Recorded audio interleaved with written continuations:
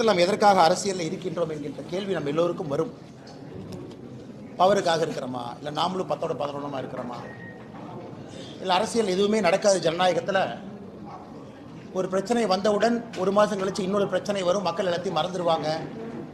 ஆனால் கொஞ்சம் நேரம் பேசாமல் இருங்கண்ணே, சேரில் உட்காருங்கண்ணே, கொஞ்சம் நேரம் பேசாமல் சேரில் உட்காருங்க. ஒரு பிரச்சனை வந்தவுடன் ஒரு மாதம் கழிச்சு அடுத்த பிரச்சனை வரும், இதை மறந்துட்டு அடுத்த பிரச்சனைக்கு போயிடும். அப்புறம் பாரதிய ஜனதா கட்சி ஏதாச்சும் கையில் எடுத்ததுன்னா ஹிந்தி திருப்புன்னு சொன்னாங்கன்னா அதை ஒரு மாதம் நாங்கள் ஹிந்தி திருப்பி இல்லைன்னு சொல்லுவோம். வடக்கு தெற்குன்னு சொன்னாங்கன்னா ஒரு மாதம் நாங்கள் வடக்கு தெற்கு இல்லைன்னு சொல்லுவோம்.